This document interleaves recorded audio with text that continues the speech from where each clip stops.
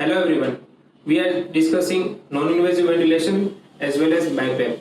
Non-invasive ventilation we can provide in ICU or in hospital with this conventional ventilator support, and sometimes in ICU as well as in ward with this BiPAP machine, and this BiPAP also we can use at home because it's portable or handy. That provides positive pressure ventilation through face mask. Here different type of mask we are using. Most commonly used mask is that oronasal face mask. When patient is on CPAP at home or BiPAP at home, nasal mask also used, and in past full face mask or helmet mask also used.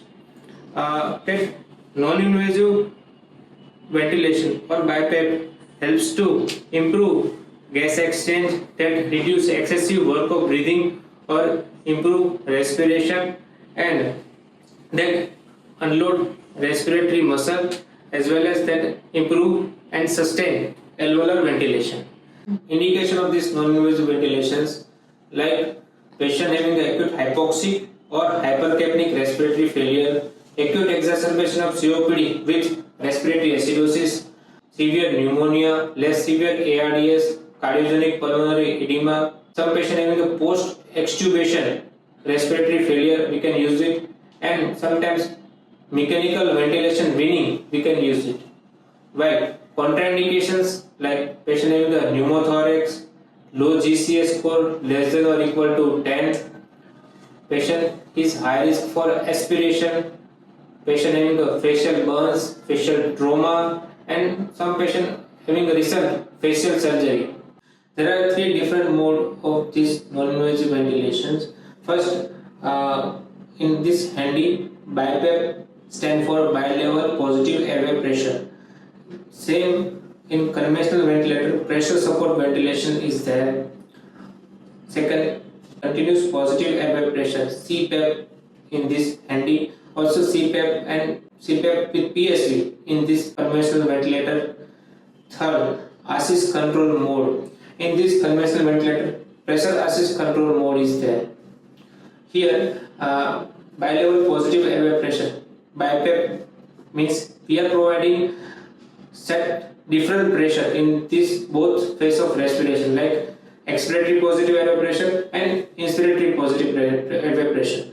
When we are setting this expiratory positive airway pressure around 5, so there is minimum 4 to 5 centimeter H2 gap is there for setting of inspiratory positive airway pressure. So both variables we can adjust in BiPAP.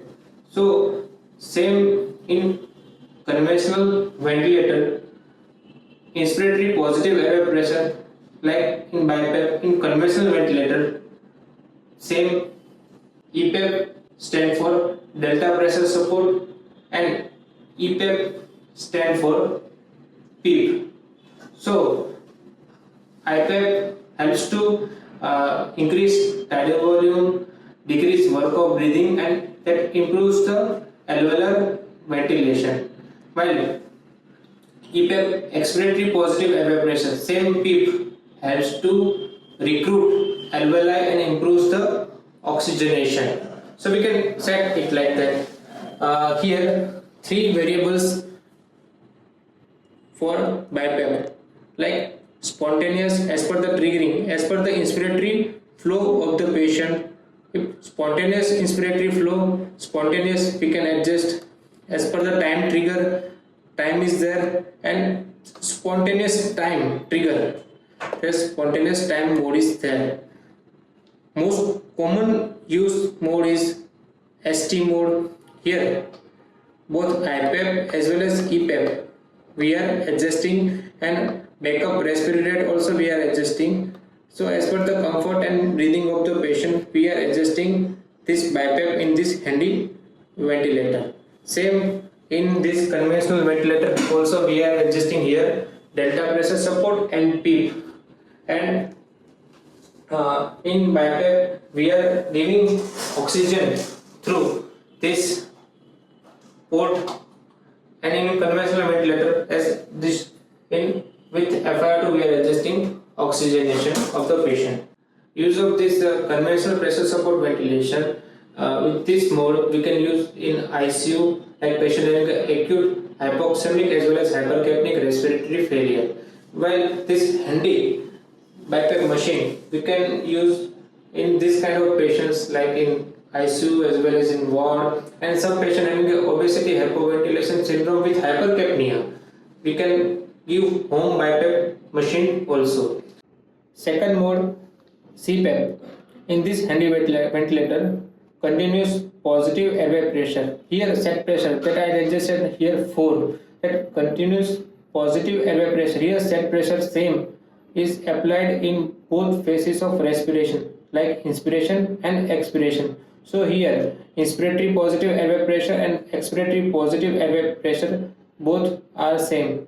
So after applying non-invasive ventilation mask to the patient, we are adjusting set level of pressure as per the patient comfort and respiration.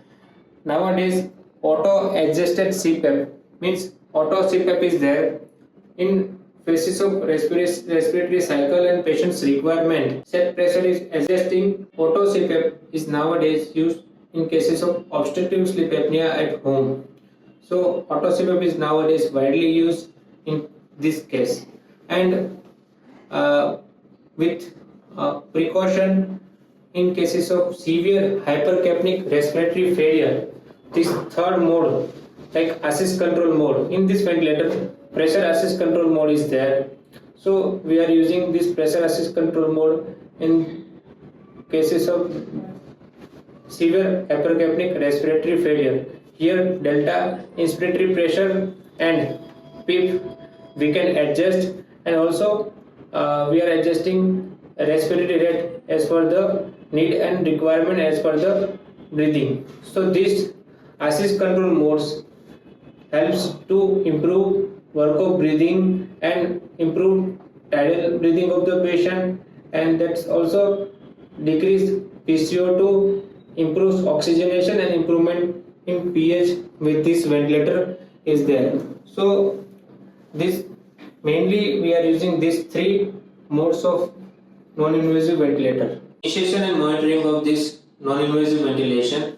First we should tell the patient that we are applying positive pressure through face mask to you, because some patients are claustrophobic. That's a detrimental for their health and sometimes life. We should examine and observe the clinical condition of patient, vitals monitoring. We are applying here positive pressure, so that leads to increased intrathoracic pressure as well as decreased venous return. That leads to decreased cardiac output as well as hypotension. We should look for symptoms improving or not. We should look for GCS. We should look for chest expansion and work of breathing.